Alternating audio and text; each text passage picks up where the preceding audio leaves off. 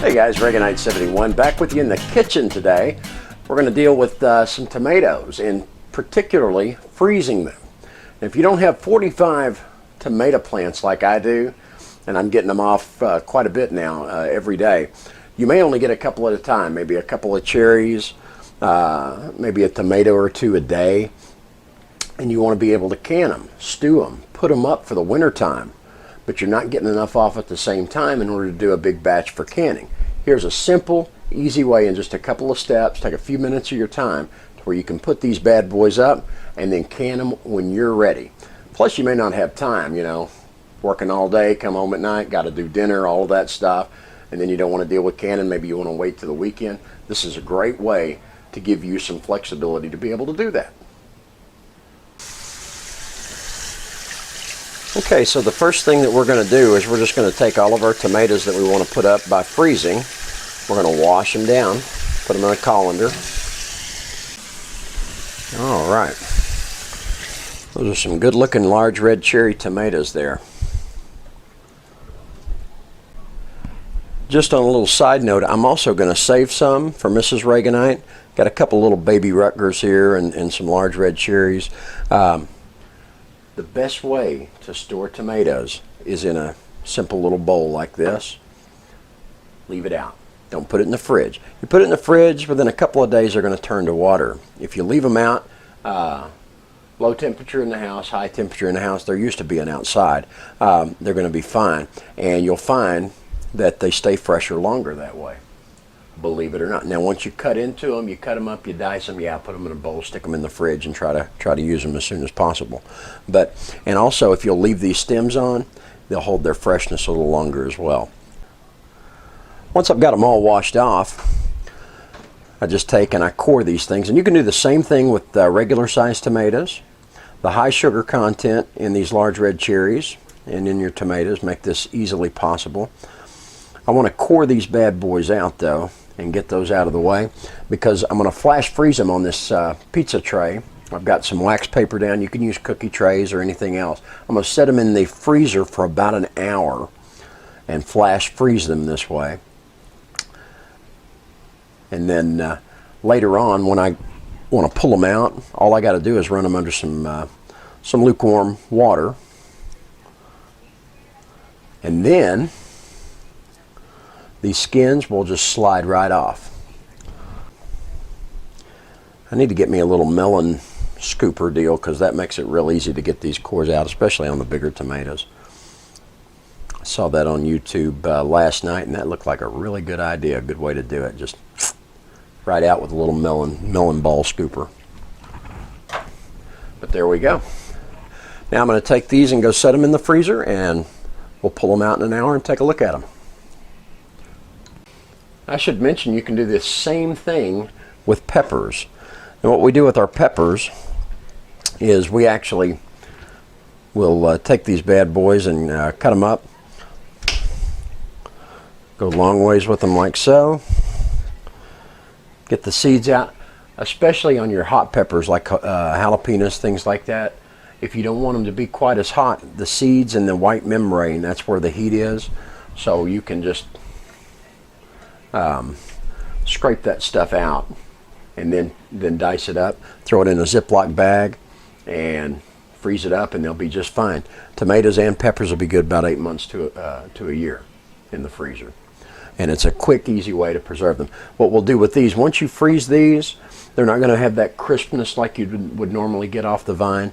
It's good in rice, and when we make Mexican rice and things like that in cooking, they'll be very good for cooking with them.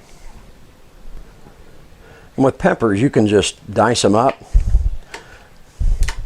and then you can put them right into the Ziploc bag, and you'll be able to scoop them out by the cup or whatever when you get ready for them. Nice and easy there. Well, now that I've got all of these chopped up, off into the Ziploc they go, and then I'm going to put the month and what it is. These are sweet banana peppers. And here in a day or so, if I get some more sweet banana peppers, I'll just chop them up, wash them, chop them up, pull the bag out, throw them back in there, and I'll do that for every month I'm growing them. That way I'll also have a good idea of when that bag got started. And what I'm going to do now is seal this up, all but for the very end.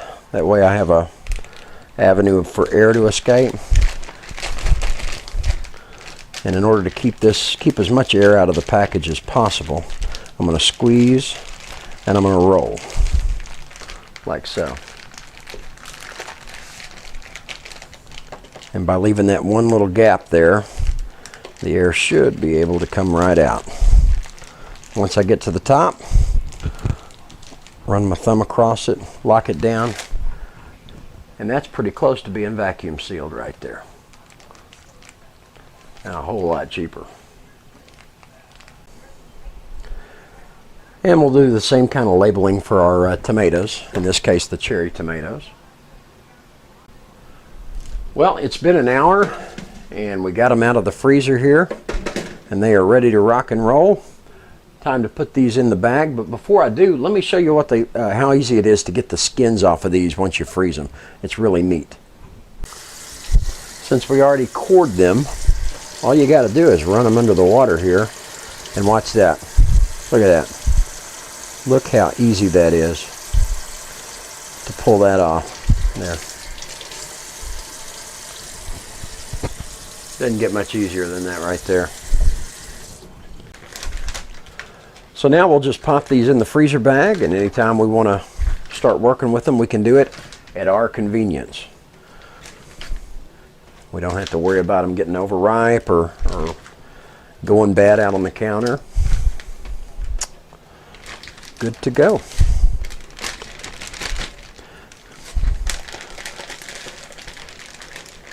Leave a little bit of headspace there in case they continue to expand. As anything with a high water content, of course, as it freezes, it's going to expand. Got plenty of room in this baggie though, and we'll be able to add more. We got to go out and harvest some more tonight, so we'll do this deal. If you don't have a whole bunch and you're going to have plenty of room in your freezer bag, you could just wash them off, core them, and once they dry out, just pop them right in there if you want to. This is just a nice way to flash freeze them and make sure that they're good and frozen, and do them up good. Well, that's all there is to it when it comes to freezing up tomatoes and freezing up peppers and putting them up. Now stay tuned, and if you haven't already, go ahead and subscribe, because later tonight I'm going to make some fire roasted salsa out of this right here. And then I'm going to do some videos on canning it. How to can salsa tonight. So I'm going to shoot that tonight, hopefully, time permitting, and then I'll get it up, edited and uploaded here in the next week or so. So stay tuned for that. Appreciate you subscribing, and thank you so much for your support. Another big thank you. I just a couple of days ago we hit 6,000 subscribers, and I can't tell you how humbled and honored I am to have all of you joining me as I work my way through the garden. Really appreciate it. We'll see you on the blog and Facebook, and until next time, have a great summer.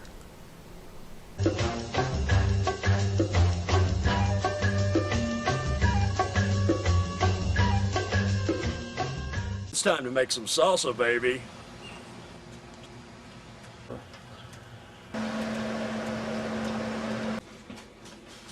Tomatoes are the fruit of the land. What?